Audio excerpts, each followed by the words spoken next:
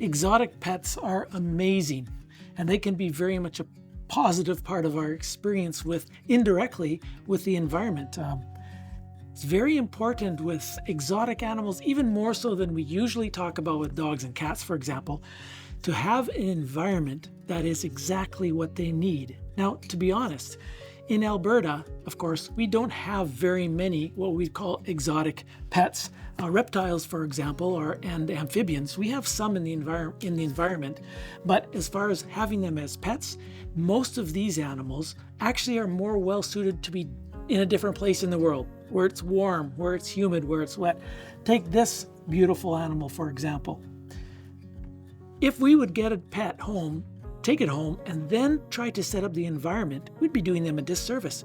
Because if the temperature isn't right, if the humidity isn't right, if for many pets, if the amount of ultraviolet light isn't right, they're going to suffer health consequences. Now, the unfortunate thing is that still, most of the health problems that we see with exotic animals, including reptiles, have to do with inappropriate husbandry. Most of the time, their owners are very well-meaning people, but they haven't put enough thought into what the requirements are for these pets.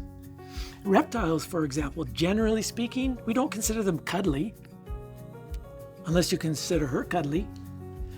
But most of the time we don't consider them cuddly, and the reason is because they're much more associated with their environment than the relationship between humans and reptiles. They're what we consider more low-brain animals, but they're amazing and they enrich our lives only if we enrich their lives by an appropriate environment and by a proper husbandry.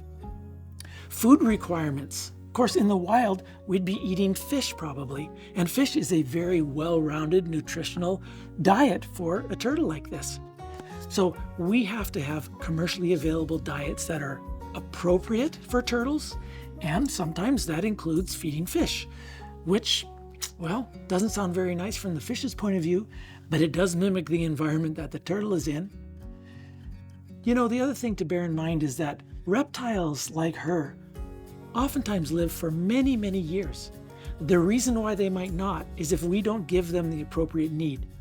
But if they do, they could be with us for many, many decades. So a purchase of an exotic animal like a reptile needs to be associated with a commitment, not just to give what they need now, not just for in 10 years, but maybe 30 or 40 years. Bear that in mind, because one of the problems that we see, and one of the things that makes me quite upset, is when reptiles are discarded. Someone may go to a store and buy, for example, a very cute green iguana, but after 3 or 4 years, when the iguana is very big and they aren't able to take care of it anymore, what do?